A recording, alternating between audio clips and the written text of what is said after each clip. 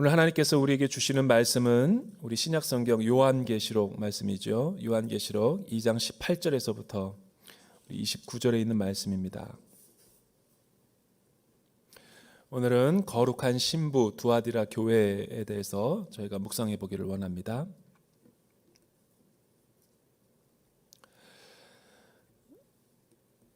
제가 이 중국에서 사역을 할 때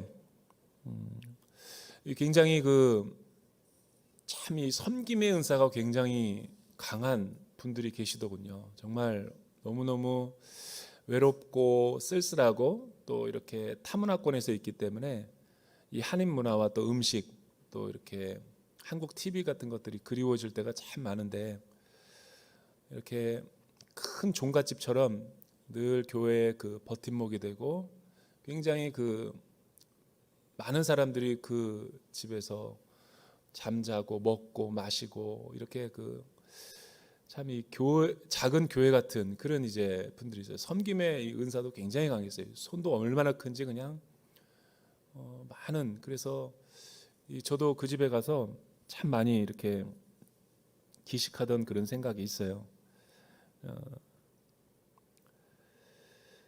이 교회의 어떤 영적인 영향력 또 이렇게 굉장한 센터 그런 역할을 했기 때문에 사실은 그런 게 약이 될 수 있지만 그런 게 또 독이 될 수 있어요. 교회 공동체는. 왜냐하면 공과 사가 구분되지 않으면 시험에 들거나 어려움에 빠지면 교회는 큰 환난 가운데 있게 되죠. 근데 덕이 많고 베푸는 거 좋아하고 뭐 음식 남으면 그냥 바리바리 다 싸줘서 그래도 얼마나 이렇게 참 행복하게 지냈는지 몰라요. 명절 때 되면 다 그 집에 모이고. 근데 목회를 하다 보니까 그분도 이제 사업하시는 분이고 뭐 그런데 어느 날 이제 어떤 성도께서 그분의 이제 어떤 실상에 대해서 저에게 새벽기도 끝나고 이렇게 말씀해 주셨을 때, 저는 되게 좀 적지 않게 많이 놀라고 좀 충격을 받았습니다. 왜냐하면 굉장히 막 퍼주고 사랑을 베풀고 또 여러 가지 덕을 끼치고 해서 모든 지역의 많은 사람들에게 참 좋은 이미지를 갖고 있었는데, 이제 제가 제보를 받은 것은 그분이 자꾸만 이 돈을 꾸고 안 갚는다라는 거예요. 돈을 꾸고 안 갚아요. 그것도 뭐 작은 액수가 아니라 엄청나게 큰 돈을 빌리고 이렇게 안 갚는다라는 그런 이제 소문을 들었을 때 처음에는 믿겨지지가 않더라고요. 근데 이제 실제로 실상에 제가 조사를 해보고 파악을 해보니까 틀린 말이 아닌 거예요. 그리고 뭐 그분을 통해서 피해를 본 사람들이 뭐 굉장히 많고, 그러면서 굉장히 어려움에 많이 빠졌습니다. 뭐 저도 어려움에 빠졌지만 뭐 저야 뭐 가진 게 없기 때문에 어려움은 그렇게 없었지만 그분이 여러 가지 많은 중상모략과 특별히 그동안 베풀었던 건 다 뭔가라는 모든 환멸이 다 이렇게 환상이 깨져버리니까 굉장히 이렇게 좀 적지 않게 제가 좀 충격을 받았습니다. 수습하는데도 사실은 어려웠고, 자꾸만 그분이 이제 밥을 먹으러 올 때는 제가 안 가요. 그때부터. 왜냐하면 그 돈으로 사실은 다 누구에게 빌려가지고 그렇게 생색내는 거 아니에요. 근데 그게 본인은 그걸 알지 못해요. 그렇게 해야지만이 자기가 버는 돈은 100만 원밖에 안 되는데 쓰는 돈은 1000만 원이 된다면 그거야말로 잘못된 경제 개념이죠. 여러분 잘 생각해 보세요. 우리 주변에 월급쟁이가 뭐 월급이 다 똑같죠. 뭐. 그러니까 이제 참 목회는 사람을 다루기 때문에 우리 사람의 마음이 어떻게 변할지 모르기 때문에 예전에 있던 공동체는 참 신실해요. 차세대 교사로도 섬기고 얼마나 참 이 선교단체 출신이고 얼마나 가정이 아름답게 섬기는 모범 가정이었는지 몰라요. 근데 어느 날 보니까 교회에서 사라져 버렸어요. 나중에 제가 풍문으로 장로님께 들은 얘기는 횡령죄로 감옥에 들어갔다는 거예요. 여러분 월급쟁이가 월급이 뻔하죠. 뭐 3, 400 받아가지고 그거 뭐 다 보면 11조 떼고 못 되면 다 뻔한 걸 어느 날부터는 큰 집으로 이사하고 어느 날부터는 외제차를 끌고 다니고 어느 날부터는 사람들에게 막 그렇게 선심 쓰듯이 물 쓰듯이 돈을 쓴다라는 거예요. 그렇지 않아도 내가 그 사람에 대해서는 잘 알고 있는데 신방도 갔고 어떻게 그렇게 많은 돈이 갑자기 생겨서 로또에 당첨됐나? 아무리 생각해봐도 이해가 안 됐어요. 그러나 어느 날 교회에서 사라지더니 이 횡령죄로 구속이 됐다라는 거예요. 굉장히 충격을 받았죠. 여러분, 잘 우리가 영적으로 분별하지 않고 내 마음을 성을 지키는 것보다 우리의 마음을 지키는 것이 쉽지 않다라고 그랬어요. 나 또한 연약한 인간이죠. 돈 앞에 약해지고 정의 앞에 쉽게 무너질 수밖에 없는 사람이지만 예수 믿는 사람들은 진리로 분별하지 않고 하나님을 의지하지 않고 기도하지 않으면 우리도 언제 어느 때 여러분 시험과 유혹에 넘어갈지 몰라요. 그 하나님의 임재 연습을 하지 않으면 그 돈 앞에서 다 한순간에 타락하고 넘어지는 거죠. 많은 교회들이 교회 안에 도난 사고가 일어납니다. 여러분, 많은 교회의 헌금 도난 사건이 적지 않게 일어나는 이유가 무엇일까요? 교회 중직이고 교회 스텝이고 교회 목회자고, 그런데 돈 앞에는 장사가 없는 거예요. 한순간에 그 돈이 자기의 돈으로 인식되면 자기도 모르게 그것을 인마이 포켓 하는 거예요. 그런데 그 순간을 유혹을 이기지 못해서 여러분, 나를 지켜보시고 나를 구원하시고 여기까지 인도하신 그 하나님의 얼굴을 주목하지 못하고 내가 스스로 하나님이 없는 것처럼 행동하니까 얼마나 영적으로 어두운 상태가 되어 있는 거예요. 그러니까 범죄나 유혹과 죄에 넘어지는 사람들 특징을 보면 그때 무너지는 게 아니에요. 여러분, 오랫동안 시간이 쌓여서 그렇게 되는 거예요. 죄의 산사태는 하루아침에 일어나는 게 우발적인 게 아니라니까요. 나와의 하나님과의 관계와 경건생활이 예배에 내가 집중하지 않고 예배에 은혜 받지 못하고 설교에 은혜 받지 못하고 기도하는데 기도가 안 되고 답답하고 뭐가 얹힌 것처럼 체한 상태에 있으면 하나님과의 교제가 그게 뭐가 빨간불이 들어와 있는 거죠.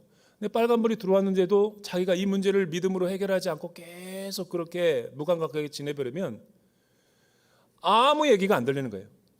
누가 뭐라고 해도 안 들리고 스스로 하나님이 돼서 살아가는 거죠. 이게 진짜 교회 다니면서, 이게 진짜 신앙생활하면서 무서운 죄인 거예요.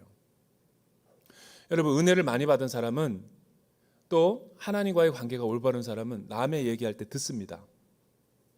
들어요, 뭐가 잘못됐는지를. 근데 영적으로 먹통이 된 사람들은 심각한 영혼의 중병이 든 거예요. 다 문제가 있다는데 자기만 괜찮대. 그건 얼마나 심각한 문제인 거예요. 왜 그랬는가? 그 사람은 교회에서 생활을 하고 교제하고 주의 사역도 다 하는데 마음에 거룩을 잃어버린 거예요.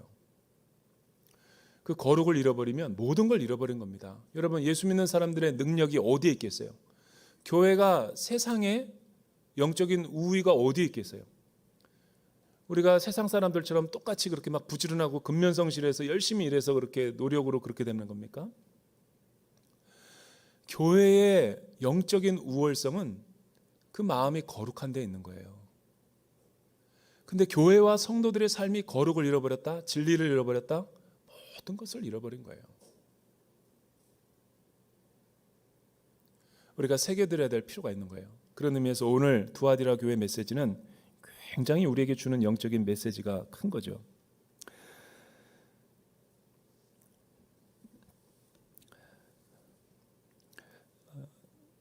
제가 예전에 읽은 책 가운데 이 굉장히 고전적인 책이죠. 게리 체프먼의 사랑의 5가지 언어에 보면 하나님이 우리를 창조하셨을 때 사랑을 느끼고 사랑을 할 수 있는 기관의 채널을 5가지로 줬다라는 거죠. 근데 저는 그 5가지 내용은 다 아니까 뭐 그걸 소개하기보다는 그 책을 읽다가 굉장히 중요한 통찰력 하나를 배웠는데, 그 게리 체프먼이 많은 사람들, 내담자들을 상담하다 보니까 신앙적으로 영적으로 또 우울증에 걸리고 정신병에 걸려 있는 많은 사람들을 이렇게 상담을 해본 결과 똑같은 공통점이 하나 있더래요. 다 어릴 적 가족사에서 인간관계에서 원치 않게 어떤 처음에 뭔가가 첫 단추가 잘못 껴지면서 예를 들어서 부모로부터 사랑을 받아야 될 애착관계 시절 혹은 사회적인 발달 과정에서 다른 사람들에게 자존감이라든가 인정을 받아야 될 그 시기에 또한 엄마의 젖을 먹고 자라야 될 때 충분한 모유가 나오지 않아서 엄마로부터 하여금 강제적으로 이 젖을 떼게 했을 때 거절감과 그 상처가 커서 트라우마로 작용한다는 거예요. 그 트라우마를 극복하기 위해서 우리는 자연 본능적으로 이제 방어 기제를 갖게 되는 거죠. 그런데 이 부모로부터 또 사회적인 그 어떤 사랑과 인정, 자존감이 채워져야 될 부분들이 채워지지 않으면 이제 탈선하게 되고 그 탈선한 사람들과 만남과 교제를 가는 가운데 자기의 영혼과 몸을 만신창이로 내어준다는 거예요. 누구에게? 사단과 세상의 사람들에게. 그때부터는 내 몸과 영혼에 무엇이 왔다 갔다 거리고 들락날락거려도 나는 통제하지 않는다는 거예요. 영적인 창기가 그런 거죠. 근데 이 말에는 굉장히 일리가 있다고 봐요, 저는. 그 문제의 원인을 우리가 제대로 수술하지 않고 새 마음을 이식하지 않으면 우리는 착각 가운데서 신앙생활을 할 수 있는 거예요. 문제가 있는데 신앙생활 잘한다라고 착각하면서 사는 거죠. 마태복음 12장 43절에서 45절에 보면 영적인 전쟁에 대한 중요한 예수님의 통찰력을 우리 가운데 주는 대목이 나와요. 예수님이 병든 이 육신과 영혼의 질병에 걸린 사람들을 안수하시고 치유하셔서 귀신을 다 내어 쫓겨주셨죠. 거라사 광인 같은 사람도 돼지떼에 다 들어가 몰살시키는 만큼 한 영혼을 구원해내시고 건져내시는 하나님이셨죠. 그런데 구원 이후 우리 가운데 찾아온 영적인 해방과 자유함, 기쁨과 평안함을 우리가 누리다가 다 됐다.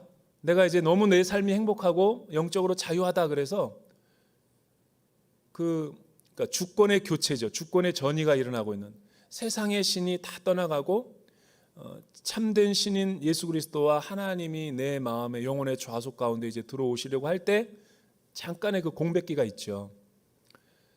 그 기간 가운데 일어나는 일을 묘사한 거예요. 내가 세상의 질서와 하나님의 통치와 다스림 가운데 선택지에서 하나님 편에 서지 않으면 예수 믿고 구원받아도 또한 이 축사와 더러운 귀신을 다 내 안에서 쫓았다 할지라도 그 이후에 내가 하나님을 의지하지 않고 하나님을 선택하지 않고 하나님을 주인으로 모시는 생활을 하지 않으면 어떤 일이 벌어지는가? 7 귀신을 더 들어온다는 거예요. 굉장히 일리가 있는 표현이에요. 여러분, 연애는 한 귀신이었는데 한 귀신을 내어 쫓았는데 주님을 내가 의지하지 않고 주님의 다스림을 받지 않으면 그 한 귀신이 나갔던 귀신이 7 귀신을 더 데리고 와서 나를 그 이전보다 소재된 집, 청소된 집보다 더 만신창이가 되게 만든다는 거예요. 이게 다 그런 거룩과 관련된 일맥상통하는 내용이죠. 그래서 예수 믿는 사람이 타락하면 더 무서운 거예요.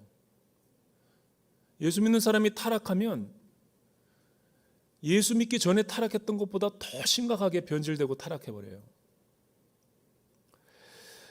오늘 말씀을 통해서 우리 교회의 거룩이 무엇인지 다시 한번 살펴보기를 원합니다. 여러분, 두아디라 교회는 소아시아, 에베소, 서머나, 또한 버가모 이런 많은 교회들은 그래도 소아시아 지역 가운데 꽤 널리 알려졌었고 또 꽤 큰 규모의 대도시였어요. 하지만 이 두아디라라고 하는 지역은 매우 작은 동네였고 도시였어요.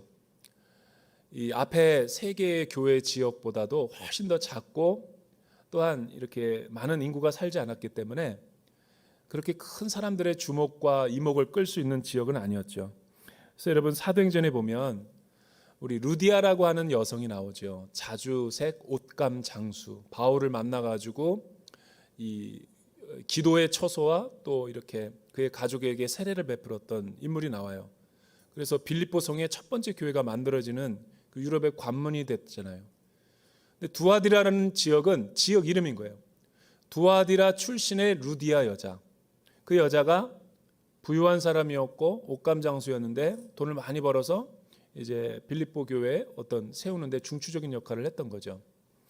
거기서도 두아디라 지역을 나오는 걸 보면 굉장히 큰 규모는 아니었고 어떤 작은 도시였죠.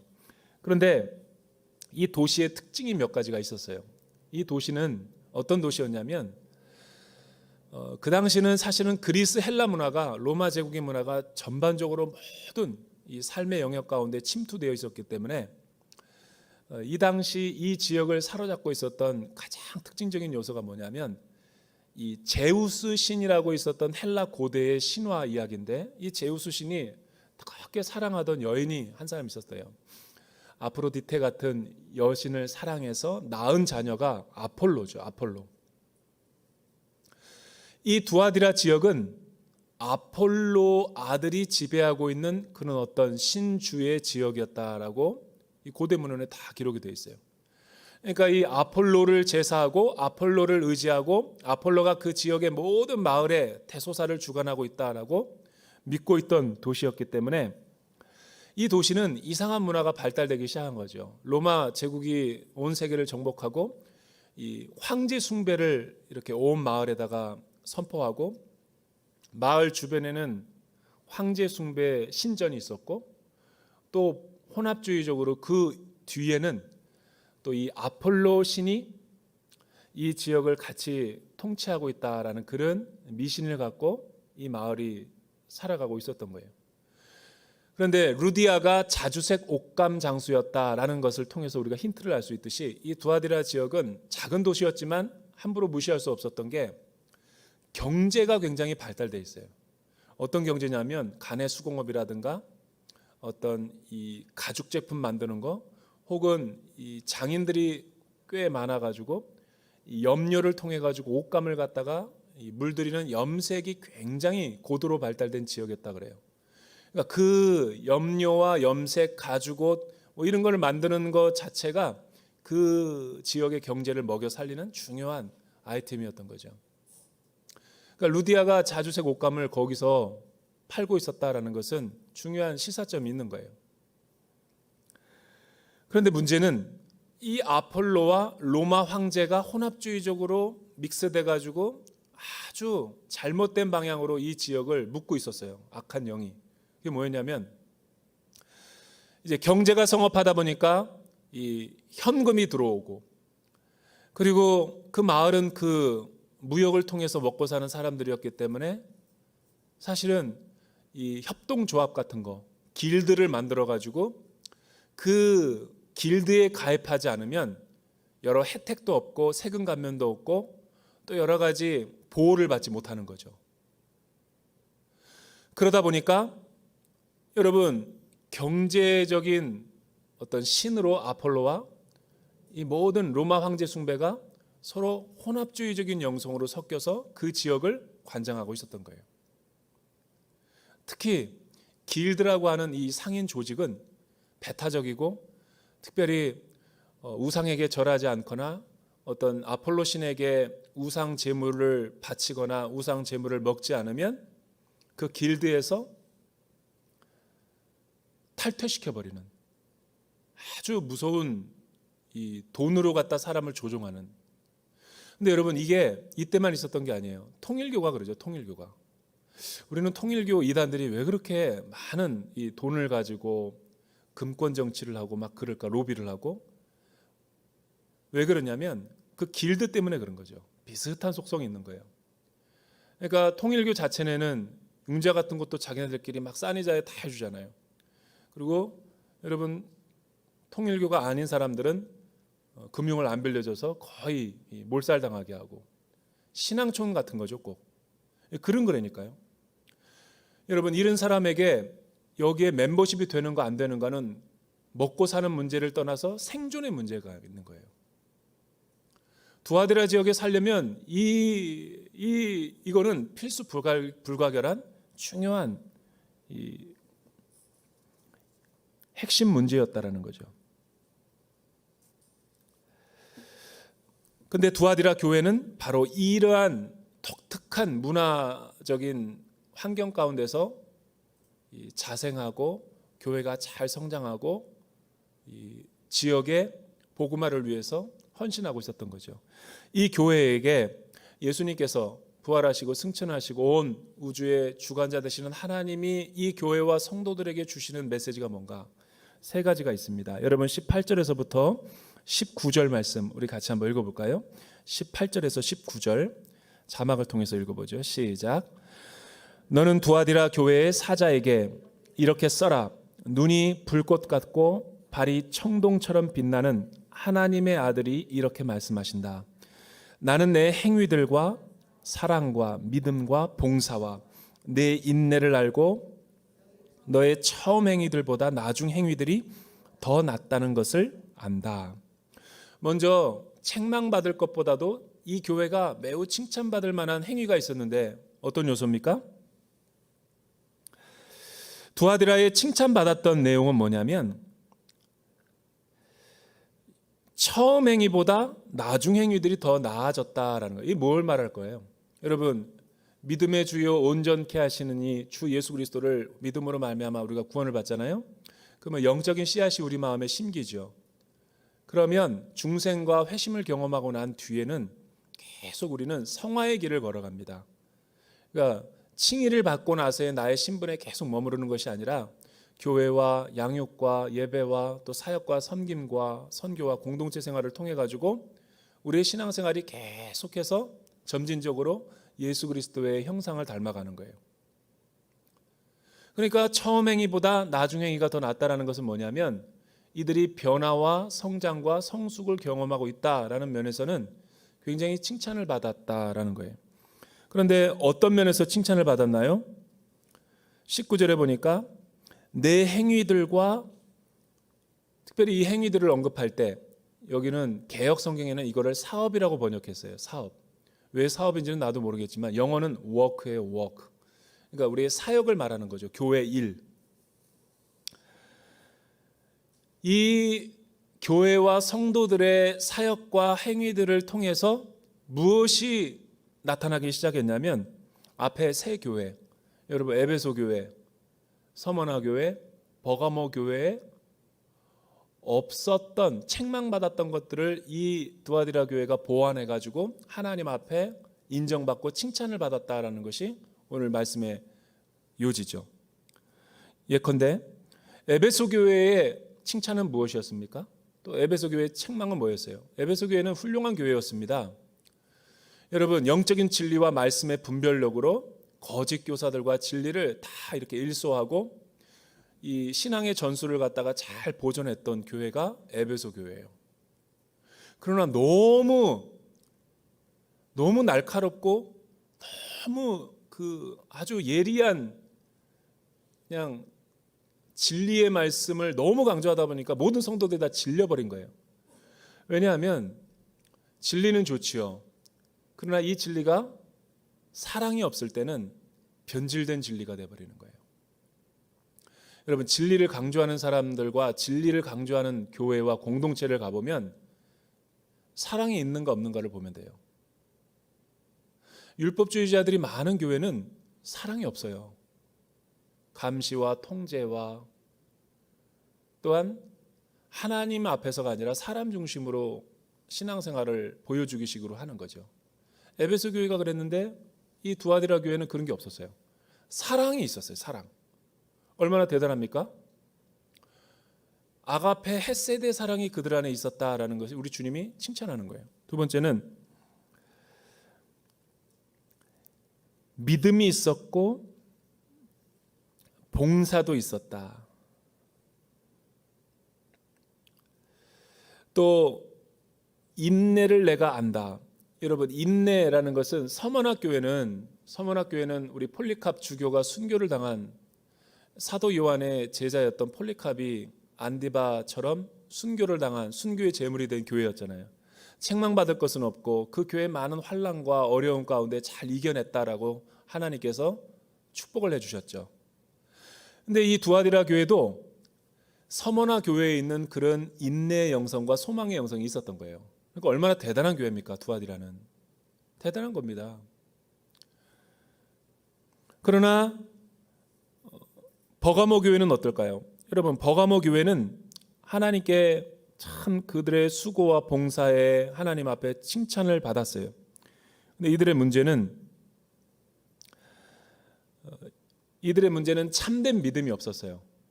발람과 니골라당이 물질로 여러 가지 세속적인 가치로 이렇게 현혹했을 때 잠시는 어떤 그 시험과 유혹을 이겼지만 어떤 또 다른 면에서 그 유혹에 넘어져 버려가서 교회가 침몰하게 됐던 교회가 버가모 교회죠. 그런데 이 두아디라 교회는 어때요? 이 진리의 믿음도 있었다라는 거예요. 얼마나 대단합니까? 여러분, 이 정도면 정말 대단한 교회죠. 대단한 교회입니다. 크기와 사이즈와 뭐 헌금 액수, 성도수 이런 걸 떠나서 이런 교회는 정말 칭찬받아 마땅할 만한 교회죠. 우리 주님이 그러니 두아디라 교회의 사자에게 이렇게 써라. 눈이 불꽃 같고 발이 청동처럼 빛나는 하나님의 아들이 이렇게 말씀하신다. 여러분, 왜 하나님의 아들 예수 그리스도를 이렇게 강조하고 있을까요? 눈이 불꽃 같다라는 건 뭐예요? 우리의 마음의 심장과 마음의 동기, 일거수일투족의 모든 원인과 결과와 동기와 과정을 다 하신다라는 거예요. 우리를 주관하시고 통치하시고 다스리는 창조주 하나님의 주권을 말하는 거죠. 불꽃 같은 눈은 그걸 의미하는 거예요. 그리고 발은 주석같이 빛난다. 개역개정을 했지만 주석이라는 것은 사실은 청동이죠. 놋.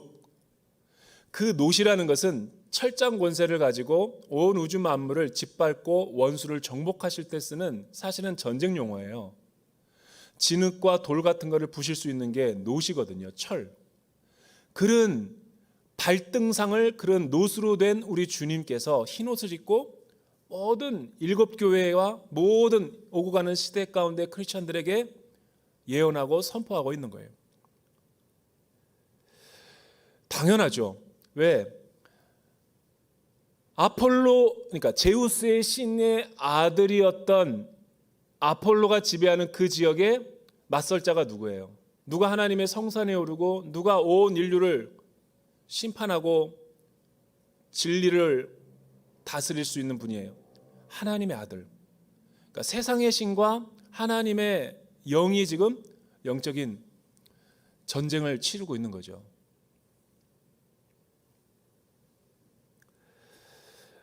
오늘 말씀이 저와 여러분들에게 주는 교훈이 뭐예요? 불꽃 같은 눈, 온 인류와 세상의 심판주가 되시는 놋으로 된 발을 갖고 계시는 빛나는 주석과 같은 우리 주님이 어떤 분이에요? 내 인생과 내 삶과 우리 교회 가운데 모든 걸 아시는 분이라는 거예요. 모든 걸 아시는 분 앞에 하나님의 임재와 신전의 자세를 갖고 코람데오 신앙으로 살아가는 것은 너무 중요한 거예요. 우리가 어디로 가서 주를 피할 수 있겠어요? 새벽 날개를 치고 저 땅 끝에 가도 동쪽 끝에 가더라도 주님은 거기 계세요. 여러분, 대학교 때 여자친구와 갈등을 빚어가지고 관계가 깨어져서 실연당해서 군대로 도망가고 유학으로 도피한다 그래서 그곳에는 하나님이 안 계십니까? 인간적으로 안 보인다고 아무것도 안 보이는 거죠.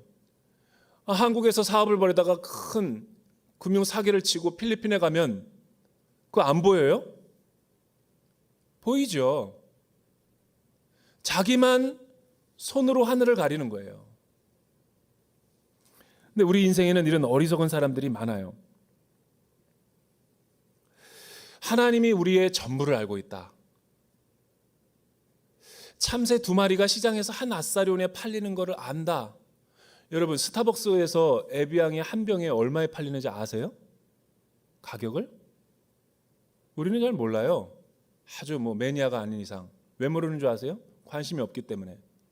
근데 우리 주님은 관심이 있다라는 거예요. 우리의 머리카락이 몇 개인지를 카운트하고 있다. 얼마나 사실은 두렵고도 떨리는 말씀입니까? 다 안다라는 거예요. 다 아는데 왜 자꾸만 우리는 변명을 하고 거짓말을 하죠? 내 영혼이 정직하지가 않으니까 그런 거예요. 모르고 있다라고 생각하니까 그런 거죠. 이런 사람들은 어떻게 살아요? 이중적으로 살거나 회개하지 않고 그냥 스스로 하나님인 것처럼 사는 거죠. 그래서 저는 그 직장 생활을 안 해봤지만 직장 생활 하는 사람들이 늘 이렇게 업무의 과중과 또 스트레스가 많잖아요. 인간관계. 직장 생활이 힘든 이유가 뭐예요? 인간관계죠. 인간관계만 없으면 얼마나 편합니까? 근데 복잡한 인간관계에서 늘 업무는 안 힘들어. 인간관계가 힘든 거야. 그리고 인사고과가 왔다 갔다 그러잖아요. 평가를 하고 그게 뭐라고 그 점수 하나가 그 사람의 인생을 우리의 가정을 파괴시키고 아이들의 수능 평가가 뭐라고 그 점수 한 장 차이로 갖다가 인생의 모든 당락이 좌우되는 그런 시대가 우리가 살고 있는 시대잖아요. 그런데 여러분 잘 생각해 보면 우리의 하나님 앞에서의 우리의 내면의 세계도 마찬가지인 거예요. 이런 이 피드백이 없었으면 좋겠다. 나는 그냥 나 스스로 혼자 자유로운 영혼처럼 살았으면 좋겠다라고 생각하고 꿈꿀지는 모르지만 그 사람은 아주 영적이지 않은 사람이에요. 왜? 우리의 모든 것을 아시는 주님도 우리를 평가하세요. 피드백이 나쁜 게 아니라 피드백이 건강한 겁니다. 왜? 피드백을 받아야지만 내 영적인 진보와 성장이 있고 내가 무엇인가를 잘못된지를 알고 고칠 수 있는 거죠. 회개할 수 있는 근거가 피드백 아닌가요? 우리 중에 누가 지혜로워서 스스로 알고 깨닫는 사람이 있어요? 우리는 죄의 본성을 갖고 있기 때문에 절대 불가능합니다. 그래서 하나님이 순모임을 허락하시는 거고 그래서 하나님이 다락방이나 공동체 생활로 같이 함께하게 하는 거예요. 왜냐하면 함께 생활을 하고 어울려 보잖아요. 다 드러나거든요. 다 드러납니다. 일시적으로는 숨을 수 있어요. 그러나 못 숨습니다. 이단들의 특징이 뭐죠? 숨어서 하는 거죠. 다락방에서 은밀하게. 왜 그렇죠? 비밀번호가 끼고. 왜 천국의 비유를 비밀로 만들죠? 그 자체가 이상한 거예요. 신천지 들어갔던 청년을 제가 도왔던 적이 있는데 과천에 가면은 몇 단계가 있대요. 몇 주에 걸쳐서 주민등록증을 복사해야 되고 왜 주민등록증을 복사하냐니까 성경 공부하면서 그 시험지 유출되면 안 되기 때문에 보안상 그 시험지를 제출해야지 주민등록증을 또 바꿔준대. 그러니까 그런 친밀함, 아주 친밀함. 아니 성경 공부를 하는데 왜 은밀한 다락방에서 합니까? 오픈된 카페에서 하지 않고?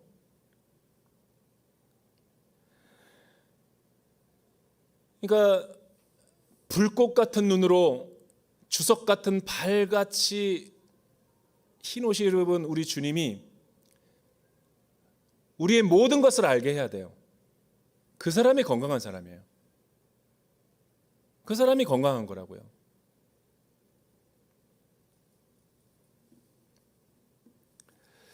두 번째는 20절에서 25절 말씀이죠. 우리 같이 한번 읽어볼까요? 20절에서 25절 말씀 시작. 그러나 내가 내게 책망할 것이 있으니 내가 이세벨이라는 여자를 용납하는구나. 그 여자는 스스로 예언자라고 하며 내 종들을 가르치고 유혹해 그들로 음행하게 하고 우상에게 바쳐진 음식을 먹게 했다. 내가 그 여자에게 회개할 기회를 주었지만 그 여자는 음행을 회개하려 하지 않았다. 보라, 내가 그 여자를 병상에 던질 것이며 그 여자와 더불어 간음하는 사람들도 그 여자의 행위에서 돌이키지 않으면 큰 환난에 던질 것이다. 또 내가 그 여자의 자녀들을 사망으로 죽일 것이다. 그러면 모든 교회가 내가 생각과 마음을 살피는 이임을 알게 될 것이다. 내가 너희의 행위대로 각 사람에게 갚아주겠다. 그러나 나는 이런 가르침을 받지 않고 소위 사탄의 깊은 것들을 알지 못하는 두아디라에 있는 너희 남은 사람들에게 말한다. 나는 너희에게 다른 아무 짐도 지우지 않을 것이다. 다만 너희는 너희가 가지고 있는 것을 내가 갈 때까지 굳게 붙잡으라. 여러분, 우리 두아디라는 믿음이 시작되고 많은 성장과 진보를 이루고 다 교회에 없는 많은 미덕과 장점들, 달란트와 은사들이 많이 있었어요. 굿, 그건 좋은 거예요. 칭찬받아 마땅할 만하죠. 그런데 두아디라 교회에 잃어버렸던 한 요소가 있었어요. 그걸 우리 주님은 지금 말하고 싶었던 거죠. 두아디라 교회가 책망을 받아야 될 내용은 뭐였나요? 다 있는데 거룩이 없어. 다 있는데 거룩을 잃어버린 거예요. 여러분, 거룩을 잃어버렸지만 다 가져도 거룩을 잃어버리면 모든 걸 잃어버린 거죠. 영적인 순결을 잃어버리고 혼합주의에 빠지고 세속화되고 세상적인 방법과 자신의 뜻으로 하나님을 섬기는데 그게 무슨 크리스찬이에요? 20절에서 25절에 있는 말씀은 이세벨이라는 여자를 용납하는 게 거룩을 잃어버린 거였대요. 이세벨이라는 존재는 어떤 존재입니까? 여러분, 구약에 보면 열왕기 상하에 보면 이 열왕기서에서 이스라엘 역사상 가장 최악의 왕이었고 가장 불경건하고 부패하고 영적인 타락이 가장 극심했던 때가 언제냐면 열왕들의 삶을 보면 돼요. 아합 왕이라고 기록을 해요. 그 이유가 뭔지 아세요? 아합 왕이 성격이 나빴을까요? 성격 좋았어요. 여러분, 아합이 얼마나 성격이 좋았냐면 모든 사람들에게 관대했어요.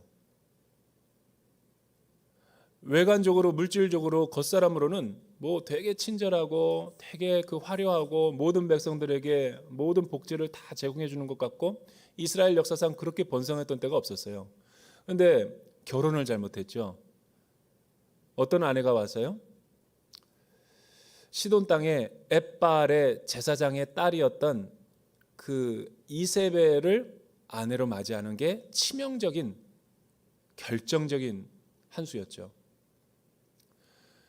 그러니까 아합 왕은 어떤 왕이었냐면 제가 보건대 영친 왕이었어요. 우리나라 조선 시대로 말하면 영친 왕. 근현대사에 영친 왕은 나라가 팔리고 일제 제국이 식민지로 우리를 하는데도 너무 착하고 좋은 사람이에요. 그러나 아무것도 하지 않는 거예요.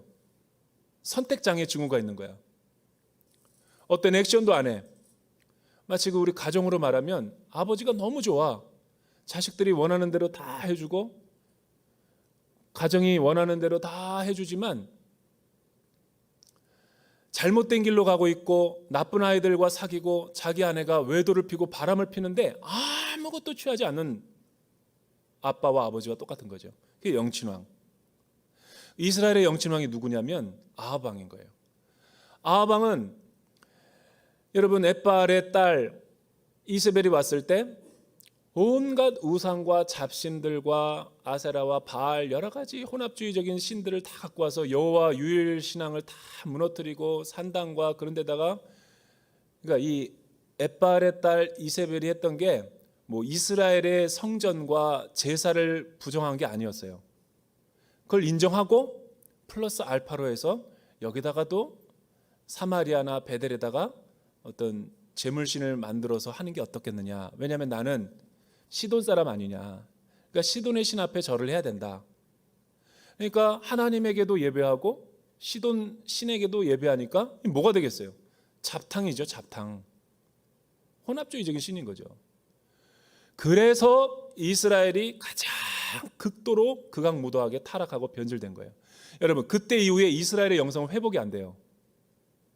아무리 많은 요시아의 개혁과 많은 왕들이 여러분 하나님의 비전을 보고 하나님의 꿈을 새롭게 회복하려고 했지만 결론은 일어서지 못했어요.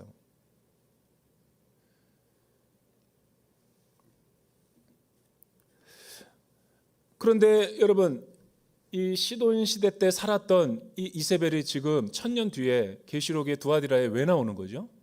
1000년이나 뭐 환생한 것도 아니고 상징적으로 지금 말하는 거죠.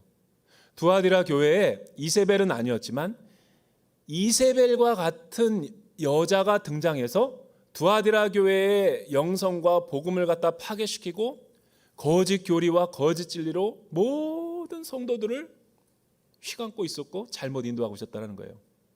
많은 신학자들이 궁금해해요. 이 이세벨이 누군가? 여러 학설들이 있습니다. 그런데 대부분의 학설은 이 이세벨이 누구냐라고 했을 때 이 이세벨은 음녀고 음행이고 간음, 그리고 수많은 우상에게 행음하게 만들고 수많은 주의 종들을 가르쳐서 타락하게 하는 만드는 장 본인이었죠. 권세도 있었죠. 학자들의 대부분의 얘기는 이 두아디라 교회와 지역에 있는 많은 교회들의 어떤 유력한 목사 사모라는 거죠. 아내. 예를 들어 볼게요. 어떤 우리나라에 강력한 영향력을 끼치는 교회가 있어요. 그 교회 목사님은 모두가 다 좋아해요. 근데 우리나라 교회 가운데 6만 개 가운데 여러분 사모 때문에 교회가 몰락하는 게 되게 많아요. 여러분들은 잘 모르시겠지만 저는 목회자이기 때문에 이곳저곳에서 많은 정보를 듣지만 우리나라 교회 문제들의 거의 반은 사모의 문제가 많습니다. 왜 문제가 많죠? 사람이 모이고 재정이 모이고 건물이 커지면 사람은 교만해져요. 힘이 들어가죠. 권력자가 생기죠. 그 권력자 옆에 있는 아내는 어떨까요? 여러분 시저가 사랑했던 클레오파트라를 보면 알아요. 중국의 황제의 와이프였던 클레오파트라를 보면 알죠. 남자는 천하를 다스리지만 여자는 그 남 황제를 다스려요.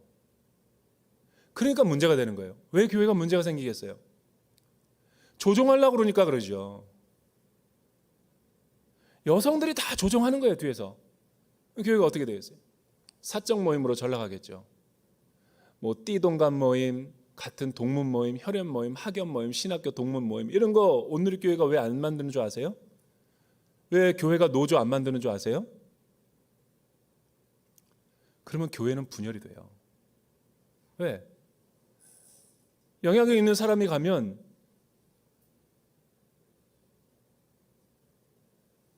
이런 거 아니겠습니까? 우리나라 대형교회 목회자 자녀들은 다 아버지처럼 목회자가 되려고 유명한 신학교를 졸업했는데 아무도 안 써준다 그런대요.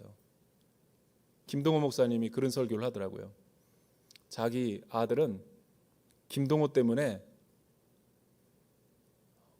교육자를 제대로 못했다고. 왜 그런 줄 아세요? 그렇죠. 그런 거예요. 그런 거 느낌이. 유명해지면 당연히 그 아들이 있으면 좋을 것 같지만 입김이 작용하겠죠. 그걸 두려워하는 거예요. 그러니까 이 두아디라 교회도 힘의 역학관계가 있던 거죠. 어느 교회를 제가 제 친구한테 들었는데 교회 사모님이 거의 수석 목사님이라고 그러더군요. 모든 재정을 전행하고 그 사모님한테 밑보이면 다 아웃된다고 그러더라고요. 이게 교회일까? 그런 게 두아디라 교회인 거예요. 이세벨. 우리 가정 안에도 남편을 조종하는 아내들이 많아요. 위험한 거예요, 그거. 영적이지가 않은 거죠. 그래서 회개하지 않으면 회개할 기회를 줬는데도 회개하지 않는데요. 아마 이 유력한 여인이 두아디라 교회의 부흥을 저지하고 있었고 온갖 사람들을 데리고 다니면서 교회를 풍파를 일으켰던 거겠죠. 회개할 기회를 주었으나 스스로 자기가 자칭 선지자라고 자신이 하나님이라고 생각해서 안 들었다라는 거죠. 피드백을. 그리고 하나님이 이런 무서운 명령을 주는 거예요. 그 여자를 병상에 던져버릴 거다. 그 여자와 더불어 간음하는 사람들도 그 여자의 행위에서 돌이키지 않으면 환란에 던져질 것이다. 그 여자의 자녀들을 사망으로 죽일 것이다. 병상에 던져진다는 게 뭐예요? 침대로 그냥 잠자게 한다는 게 아니에요. 사망에 이르는 병을 걸리게 할 거라는 거죠. 얼마나 무서운 경책입니까? 하나님의 거룩을 잃어버리면 이렇게 만들어버리겠다는 거죠. 이거는 교회 문제니까 그렇지만 우리 개인의 삶과 영성은 어때요? 우리도 하나님 앞에 이런 두렵고 떨림으로 서 있어야 되죠. 그러나 이 교회 다가 그런 게 아니에요. 이런 여러 가지 어려운 교회 문제 가운데서도 끝까지 시련과 인내와 소원을 가지고 기도하면서 사탄의 깊은 것을 듣지 않고 순결을 지킨 남은 자들이 있대요. 이 남은 자들이 교회의 소망인 거죠. 변절하지 않고 다른 길로 가지 않고 거짓 교리에 속하지 않고 사도들의 권위와 가르침의 진리의 말씀 앞에 한 길로 끝까지 가는 우리 순수한 크리스천들, 여러분, 이런 사람들에게 하나님이 뭐라고 말씀하시냐면, 나는 너에게 다른 아무 짐도 지우지 않을 것이다. 잘하고 있다. 너희가 가지고 있는 것을 내가 갈 때까지 굳게 붙잡으라. 잘하고 있으니까 인내하라는 거죠.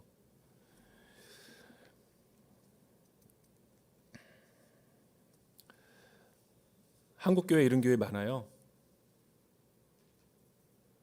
목회가 자기가 하나님인 것처럼 자기중심적으로 하고, 또 혹은 그 와이프와 아내가 어떤 이렇게 막 이 지방교회들도 가보면 거의 카리스마를 갖고 가스라이팅하고 그루밍하고 이 말씀으로 곡해해서 공포를 조정하게 만들고 자기 마음의 심리적인 지배를 딱 갖게 하고 자기가 어떤 절대적인 하나님이라고 생각하고 자기 말에 안 들으면 마치 뭐 불행한 일이 닥치게끔 하는 많아요.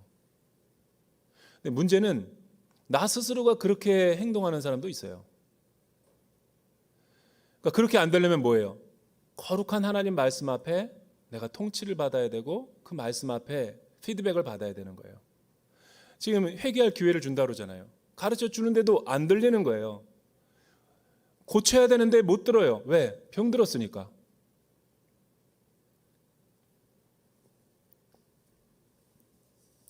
교회 안에 얼마나 성과 물질과 명예, 노역으로 인해서 교회가 많이 어지럽혀져요.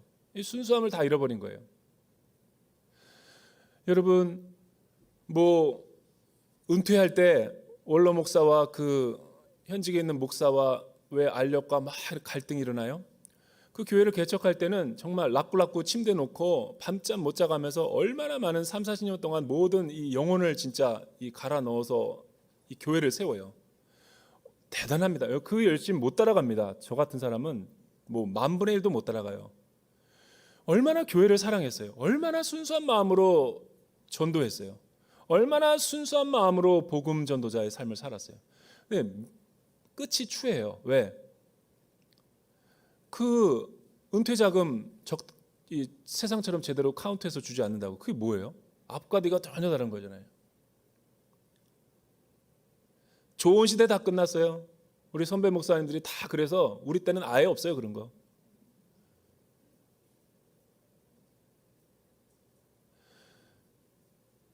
나는 질문하고 싶은 게 그거죠. 그 처음 마음 어디로 갔냐라는 거죠. 주님을 향한 뜨거운 사랑과 헌신, 순수한 거룩, 그 어디로 갔어요? 왜 그렇게 변질됐을까? 하루아침에 안 된다니까 그러네요. 매일 내가 쳐서 복종시키지 않고 내 자신을 하나님의 말씀 앞에 비추지 않으면, 큐티하지 않으면 나도 그렇게 될 수 있는 거예요. 이게 무서운 거죠. 그게 불꽃 같은 눈으로 주석 같은 발로 우리 앞에 서 있는 교회와 일곱 교회와 일곱 사자들과 그 사이로 다니시는 하나님의 경고와 메시지라는 거예요. 이게 소아시아 일곱 교회만 얘기하는 걸까요? 그렇지 않아요. 저와 여러분들에게도 주는 말씀인 거예요. 그래서 그 사람의 믿음이 진짜인가 아닌가를 저는 보면 저 사람이 피드백을 받는가 안 받는가 그걸 보면 알아요. 교만한 사람은 절대 안 듣습니다. 그다음에 겸손한 사람의 특징이 뭔지 아세요? 기도를 하더라고요. 그리고 남의 말을 들어요. 교만한 사람은 기도 안 합니다. 기도가 없으니 회개가 없죠. 그리고 공동체 이야기를 못 들어요. 소경이 됐기 때문에.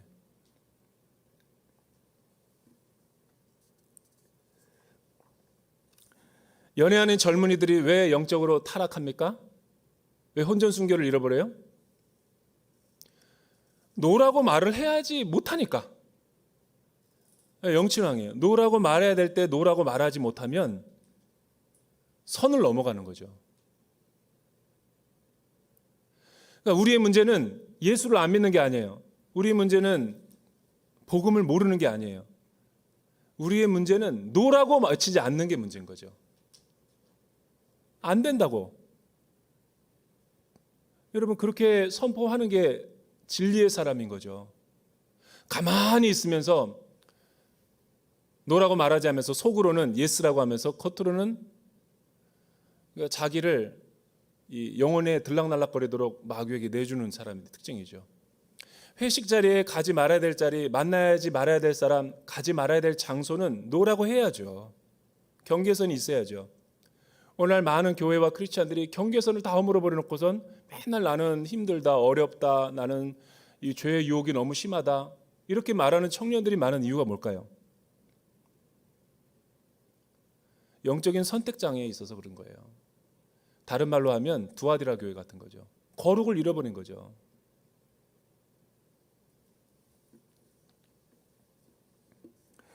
김재성 목사님이 지난주에 이 자리에서 토요일에 와서 굉장히 은혜 많이 받았어요. 제가 주일날이어서 좀 부담되긴 했지만 그래도 메시지가 좋았고 이런 얘기를 하시더라고요. 자기는 30년 동안 음악만 하고 예배 사역만 다 했기 때문에 다 한다는 거예요. 우리나라에 뭐 그냥 이름만 대면 다 할 수 있는 수많은 찬양팀들과 예배 인도자들과 뭐 주옥 같은 노래를 만든 작곡가 작사가들 다 어디 갔냐라는 거예요. 다 어디 갔냐? 다 타락해버렸다는 거예요. 왜? 제 말이 아닙니다. 예배 사역 전문가가 하는 얘기예요. 하나님의 얼굴을 드러내지 않고 자기를 드러냈기 때문에. 얼마나 무서운 말씀이에요. 겉으로는 찬양 인도하면서 겉으로는 뭐 하나님의 아주 그냥 지존하신 주님을 뭐 영화롭게 하는 미사여구의 말을 다 하면서 속은 노라고 못하는 거죠. 즐기고 있는 거지. 언행심사가 다른 거죠. 여러분 이세벨의 영이 왔을 때 끊어야죠. 끊는 자가 복된 거예요. 그 자리를 피하는 게 복된 거예요. 왜? 나는 이길 수 없으니까. 그럼 피하라는 거죠. 가만히 있으면서 가슴에 숯불이 있으면 뜨겁다라고 얘기해야지 피할 수 있는 거지. 계속 가슴에 품고 있으면서 뜨겁다라고 그러면서 왜 뜨겁지? 이거는 이세벨의 영이 있는 사람의 특징인 거예요. 자리를 박차고 일어나야죠. 죄의 자리를 피해야죠. 저와 여러분이 그렇게 거룩이 능력임을 아는 교회가 되기를 주님의 이름으로 축원합니다.